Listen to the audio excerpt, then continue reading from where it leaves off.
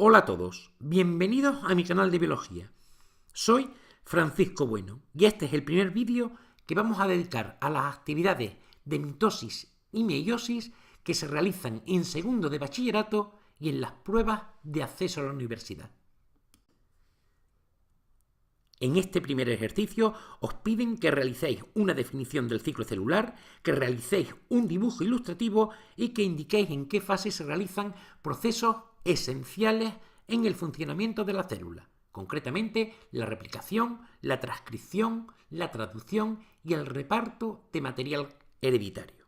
Pues bien, el ciclo celular lo podemos definir como el periodo que transcurre desde que una célula se forma a partir de una anterior hasta que vuelve a dividirse o muere. Durante el ciclo vital de una célula se diferencia un periodo de crecimiento, llamado interfase, seguido por un periodo en el que se produce la división celular. Durante la interfase existe una gran actividad metabólica, pues se transcriben continuamente los ARN mensajeros que llevan la información genética para fabricar las proteínas que la célula necesita. A lo largo de la interfase, la síntesis proteica es muy intensa. La célula crece y su volumen aumenta. A medida que avanza el ciclo celular, los orgánulos membranosos van creciendo mediante la incorporación de lípidos y proteínas, y se forman orgánulos celulares nuevos que incrementan su número en el citoplasma, como los ribosomas o las mitocondrias. Vamos a realizar un dibujo del ciclo celular, pero mucho más sencillo que la ilustración anterior. Teniendo en cuenta que durante la interfase se realiza la duplicación del ADN, podemos diferenciar tres periodos dentro de la misma: G1, S y G2. La fase G1 es el periodo que se extiende desde que se forma la célula hasta que replica su ADN. Durante esta fase se produce transcripción del ADN para formar ARNs mensajeros que, tras ser traducidos, darán lugar a las proteínas imprescindibles para el funcionamiento de la célula. En fase G1 existe, por tanto, transcripción y traducción. La fase S es el periodo en el que se duplica el ADN. En el citoplasma continúa la síntesis de proteína, es decir, en fase S hay replicación del ADN y traducción. La fase G2 es el periodo que se extiende desde el final de la fase S hasta que la célula inicia su división. Durante esta fase se produce transcripción del ADN para formar ARNs que permitan obtener proteínas imprescindibles para la división de la célula. Tras la fase G2 se produce la división celular o mitosis, que comprende la división del núcleo o mitosis en sentido estricto y la división del citoplasma o citocinesis. Los complejos procesos de desorganización y organización del núcleo que tienen lugar durante esta fase van a permitir el reparto exacto del material hereditario entre las células hijas. Todos estos procesos podemos representarlos mediante un sencillo esquema de llaves.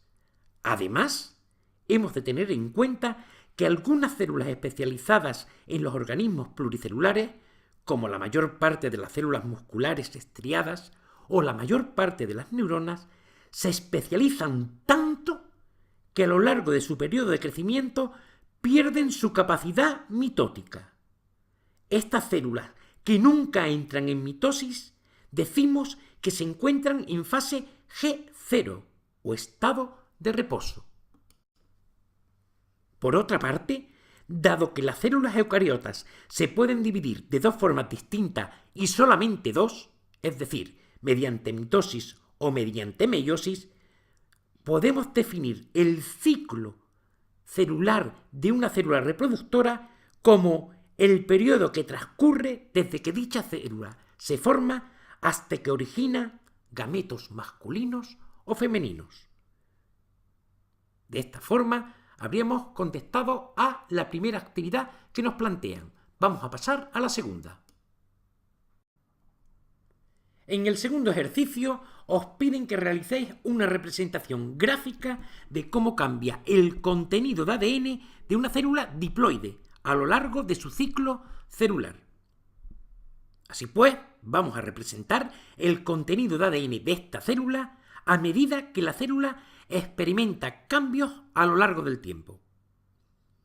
En la fase G1, la célula tiene 2N moléculas de ADN. En la fase S, cuando la célula ha decidido dividirse, forma una copia exacta de cada molécula de ADN. Por tanto, su contenido en ADN es ahora 4N. El número de moléculas de ADN, la cantidad de ADN de la célula, se mantiene constante en G2, hasta que la célula entra en mitosis. Dicha cantidad de ADN sigue siendo constante en profase, en metafase y también en anafase. En anafase es cierto que las cromátidas hermanas se separan, pero sigue existiendo una única célula. Tiene 4N moléculas de ADN.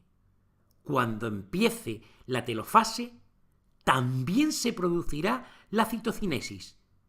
La célula comienza a dividirse en 2 células hijas.